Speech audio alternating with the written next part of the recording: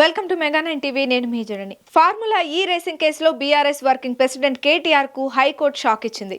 ACB నమోదు చేసిన case కొట్టివేయాలంటూ KTR దాఖలు చేసిన క్వాష్ పిటిషన్ ను హైకోర్టు ధర్మాసనం డిస్మిస్ చేసింది. ప్రభుత్వ వాదనలతో న్యాయస్థానం ఏకీభవించింది. అలాగే మధ్యంతర ఉత్తర్వులు కూడా హైకోర్టు ఎత్తివేసింది. ఏసీబీ దర్యాప్తులో తాము జోక్యం చేసుకోలేమని స్పష్టం చేసింది. చట్ట ప్రకారం నడుచుకోవాలని, అందరికీ రూల్ ఆఫ్ లా వర్తిస్తుందని హైకోర్టు వ్యాఖ్యలు చేసింది. దీనిపై మరిన్ని డీటెయిల్స్ మా ప్రతినిధి దేవ్ అందిస్తారు. BRS party working president KTR అయితే మాత్రం తెలంగాణ హైకోర్టు భారీ షాక్ ఇచ్చింది. తన క్వాష్ పిటిషన్ను కొట్టువేస్తూ ఉత్తర్వులు అయితే జారీ చేసింది. అదేవిధంగా ప్రభుత్వ వాదనలతో హైకోర్టు అయితే ఏకీభవించింది. అలాగే మధ్యంతర ఉత్తర్వులను కూడా ఎత్తివేసింది. ఈ నేపథ్యంలో కోర్టు ఏసీబీ వాదనలతో ఏకీభవించిందనే చెప్పాలి. అదేవిధంగా అంటే ఏసీబీ దర్యాప్తులో తాము జోక్యం చేసుకోమని అయితే హైకోర్టు అయితే స్పష్టం చేసింది. అదేవిధంగా అంటే ఈ మొత్తం కనుక మనం చూసుకున్నట్లయితే ఏసీబీ నెక్స్ట్ ప్లాన్ ఏంటి అనే సందిగ్ధత మాత్రం ప్రతి ఒక్కరిలో ఉంది. అదేవిధంగా బీఆర్ఎస్ పార్టీ నేతలైతేనేమి, మరోవైపు పార్టీ శ్రేణులైతేనేమి తీవ్ర ఉత్కంఠగా ఎదురు చూస్తున్నారు.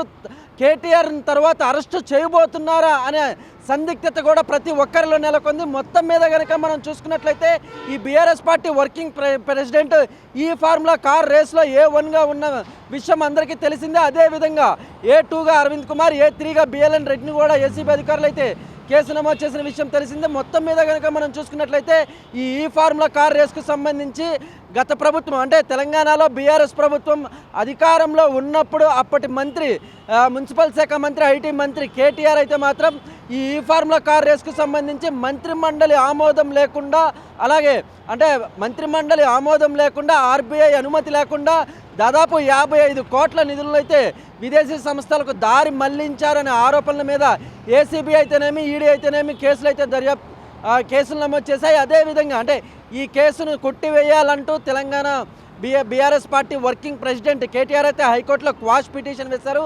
కాగా నేటి ఉదయం అంటే మంగళవారం ఉదయం 10:30 గంటలకైతే తెలంగాణ హైకోర్టు భారీ షాక్ ఇచ్చిందనే చెప్పాలి.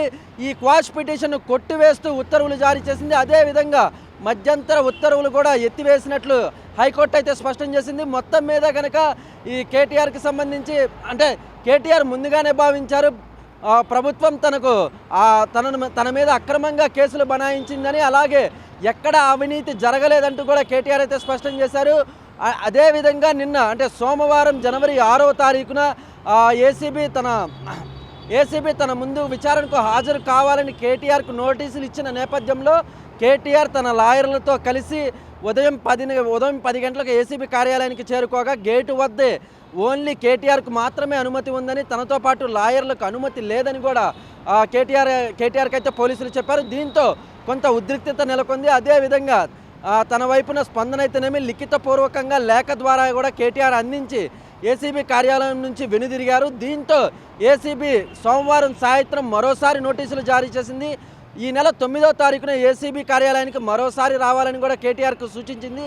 ఈ నేపథ్యంలో అంటే ముందుగా ఇచ్చినట్లుగానే జనవరి 7వ తారీఖున కేటీఆర్ ఈడీ ముందు హాజరు కావాల్సి ఉన్న నేపథ్యంలో హైకోర్టు మీద గౌరవంతో, ధర్మాసనం ఇచ్చే తీర్పు మీద ఉన్న గౌరవంతో తనను ఈడీకి రాలేకపోతున్నానని, కొంత సమయం కావాలని కూడా కేటీఆర్ ఈమెయిల్ ద్వారా అయితే ఈడీకి సమాచారం ఇచ్చారు. దీన్ని ఆమోదించిన ఈడీ త్వరలోనే మరో కొత్త తేదీని ప్రకటిస్తానని కూడా చెప్పింది. అదేవిధంగా అంటే నేడు కనుక మనం చూసుకున్నట్లయితే ఉదయం 10:30 గంటలకు హైకోర్టు అయితే క్వాష్ పిటిషన్ను కొట్టివేసింది. దీంతో కేటీఆర్కి కొంత చుక్కెదురైందని చెప్పాలి. మొత్తం మీద కనుక మనం చూసుకున్నట్లయితే ఇప్పుడు ఈడీ అయితేనేమి, మరోవైపు ఏసీబీ అయితేనేమి ఇరువైపులా కూడా దర్యాప్తులు చేస్తున్నాయి. ఈ దర్యాప్తులో కేటీఆర్ మీద ఎలాంటి పరిణామాలు చోటు చేసుకోనున్నాయో తెలియాలంటే మరికొద్ది రోజులు వేచి చూడాల్సిందే. అదేవిధంగా కేటీఆర్కి అయితే తెలంగాణ హైకోర్టు భారీ షాక్ ఇచ్చిన నేపథ్యంలో క్వాష్ పిటిషన్ను కొట్టివేస్తూ ఉత్తర్వులు జారీ చేసిన సందర్భంగా కూడా కొన్ని వాదనలు అయితే వినిపించింది. చట్టం ఎవరికి చుట్టం కాదు, అందరికీ ఒకటేనని ఏసీబీ దర్యాప్తులో తాము జోక్యం చేసుకోమని కూడా స్పష్టం చేసింది. అదేవిధంగా అంటే హైకోర్టు తీర్పు ఏసీబీకి సానుకూలంగా రావడంతో దూకుడు పెంచిందనే చెప్పాలి ఏసీబీ.